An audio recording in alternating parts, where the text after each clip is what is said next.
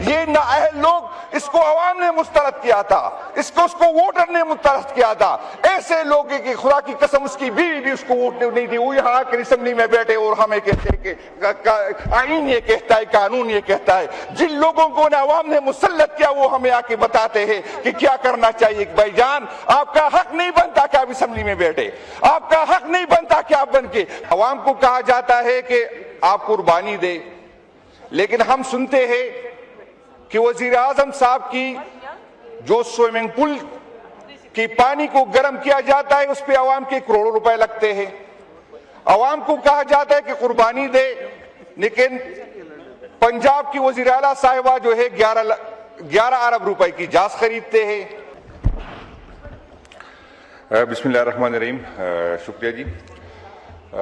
سر جی، ابھی 2 دن سے بات جاری ہے اور ہمیں بھی سمجھ ہے، ہمیں بھی پتہ ہے کہ کرائسس ہے ساری دنیا میں۔ مسئلہ یہ نہیں ہے، مسئلہ یہ ہے کہ جو ہم پہ جو حکومت مسلط کی گئی ہے، یہ چونکہ عوام کے ووٹوں سے منتخب نہیں ہو کے آئی۔ جب لوگ عوام کے ووٹوں سے منتخب ہوتے ہیں تو پھر وہ عوام کے سوچتے ہیں۔ اسی سے برے حالات کرونا میں تھے، سب کو پتہ ہے کہ $117 پر بیرل پر پہنچ چکا تھا، لیکن چونکہ اس وقت کی حکومت عوام کے ووٹوں سے آئی تھی تو عوام کی سوچ رہی تھی، تو حکومت نے اپنے اخراجات کم کیے اور حکومت نے عوام کو ریلیف دیا۔ ہمیں بتایا جاتا ہے کہ قیمت بڑھ گئی، ہم مانتے ہیں، لیکن سر جی ہمیں بتایا جائے کہ جنگ سے 1 دن پہلے $71 پر بیرل تھا، آج $107 پر بیرل ہے۔ لیکن سر جی ریٹ دے کے اس ٹائم $171 پر بیرل تھا تو ریٹ کیا تھا اور آج کتنا ہے؟ تو ہمیں بتایا جائے کہ کس ریشو سے آپ نے یہ ریٹ بڑھائے۔ دوسری، ہم مانتے ہیں اگر انٹرنیشنل مارکیٹ میں جو ہے ریٹ کی قیمت بڑھ گئی ہے، لیکن بھائی جان آپ تو بھی اپنے خرچے کم کریں۔ ایک غریب ملک جو مسلسل جب سے یہ حکومت آئی ہے، اور ہماری حکومت اس لیے گرا دی گئی تھی کہ، اور ہمارے میڈیا کے لوگ جو روزانہ بازاروں میں جاتے تھے، کبھی ٹماٹر کے ریٹ پوچھتے تھے، کبھی کہتے 2 روپے پیٹرول بڑھا ہے، عوام رل گئے۔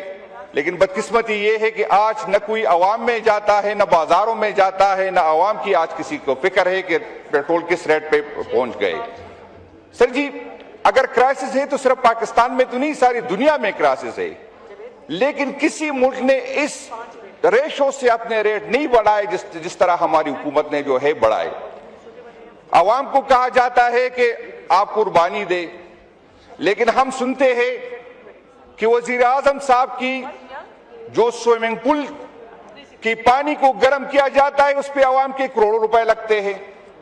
عوام کو کہا جاتا ہے کہ قربانی دے، لیکن پنجاب کی وزیر اعلیٰ صاحبہ جو ہے 11 ارب روپے کی جاز خریدتے ہیں۔ اس کے عوام کی 17% جو سرکاری نوکر ہے اس کی تنخواہ کاٹی جاتی ہے، لیکن وزیر اعلیٰ صاحب کی جو پائلٹ ہے اس کی تنخواہ 1 کروڑ ہے، اس کو پہ کٹ نہیں لگایا جاتا ہے۔ ایک طرف کہتے ہیں عوام قربانی دے، عوام پہ بوجھ ہے، اس کے لیے ہم کروڑوں روپے کی گاڑیاں منگوا رہے، سینٹ کے چیئرمین صاحب کے لیے 9 کروڑ روپے کی گاڑیاں منگوا رہے، وزیر اعظم صاحب کی کتنے کیمپ واپس ہے، وہ ہمیں بتایا جائے کہ کتنے کیمپ واپس بن ہو چکے، کس کے کتنے کیمپ واپس ہے وہ ہمیں بتایا جائے کہ کتنے بند ہو چکے۔ تو ہر دفعہ عوام نے جو ہے قربانی دینی ہے۔ بھائی جان آپ بھی کچھ قربانی دے، آپ بھی بتائے۔ ہمیں بتایا جاتا ہے کہ کامیاب خارجہ پالیسی ہے، اور حالات یہ ہے کہ یو ای نے ہمیں کہا کہ 17 تک اگر پیسے نہیں دیے تو ہم آپ کے جو پاکستانیوں کے یہاں ایسڈ ہے اس کو جو ہم اپنے پاس رکھ دیں گے۔ یہی کامیاب خارجہ پالیسی ہے آپ کی۔ ہمیں کہا جاتا ہے کہ 29 دن کا پیٹرول ہمارے ساتھ پڑا ہے۔ جب آپ کے پاس 29 دن کا پیٹرول پڑا تھا تو آپ بتائیں اس سے پہلے جب آپ نے نئے تیل نہیں خریدے، پیٹرول نہیں خریدے تھے تو آپ نے ریٹ کیوں بڑھائے؟ اس کا ہمیں بتایا جائے۔ ہمیں یہ بتایا جائے کہ جب ایران پاکستانی جہازوں پہ پابندی نہیں لگاتا، پاکستان کی جہاز آتے ہیں، تو ہمیں بتائے پھر ہم کیوں انٹرنیشنل مارکیٹ کی بات کرتے ہیں؟ وہ ان لوگوں کو تکلیف ہوگی جس کی جہاز نہیں آتے۔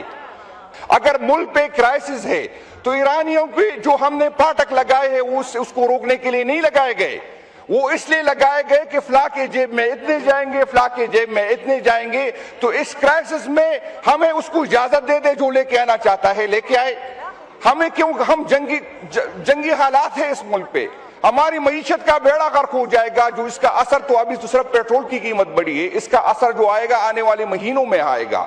लेकिन हुकूमत के पास कोई प्रोग्राम नहीं, हुकूमत कोई सीरियस है नहीं।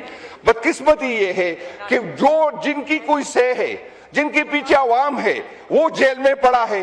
जिसकी बात पे कोई यकीन करता है, हमारे ऊपर ऐसे लोगों को मुसल्लत किया गया है जो इसी मौका की तलाश में होते हैं। हम पे हमारे स्कूल बंद है, हमारे कॉलेजें बंद है, हमारे बच्चे घरों पे पड़े हैं। फिर भी चेयरमैन साहब, पिछले महीने जो है 20% पेट्रोल और डीजल ज्यादा जो है कंज्यूम हुआ। वो कंज्यूम नहीं हुआ, वो इन हुक्मरानों के, इन मिनिस्टरों के, इनके इन्वेस्टर के, इनके एटीएम के लोगों के पास स्टॉक पड़ा हुआ है। वो इस वारदात के इंतजार में थे कि आप पेट्रोल खरीदे और रात की तारीखी में 300 रुपए पेट्रोल बढ़ाएंगे और अरबों रुपए ये कमाएंगे। ये वारदाती हुकूमत है, इसका काम है, इस सियासत में आए हैं इसलिए कि इसने कमाई करनी है। और जब तक इस मुल्क में वोट देने वाला अहम नहीं होगा, इसी तरह की पॉलिसी चलेगी। ये नाअहल लोग, इसको अवाम ने मुस्तरद किया था, उसको वोटर ने मुस्तरद किया था। ऐसे लोग कि खुदा की कसम उसकी बीवी भी उसको वोट नहीं दी, वो यहाँ आकर असेंबली में बैठे और हमें कहते हैं कि आईन ये कहता है, कानून ये कहता है। जिन लोगों को अवाम ने मुसल्लत किया वो हमें आके बताते हैं कि क्या करना चाहिए। भाईजान, आपका हक नहीं बनता कि आप असेंबली में बैठे, आपका हक नहीं बनता कि आप बन के। Thank you. बात मुकम्मल कर लें प्लीज। अगर बुरा वक्त है, अवाम कुर्बानी देने को तैयार है, हम पार्लियामेंटेरियन कुर्बानी देने को तैयार है। कि जो है अल्फाज को एक्सपंज करूं मैं।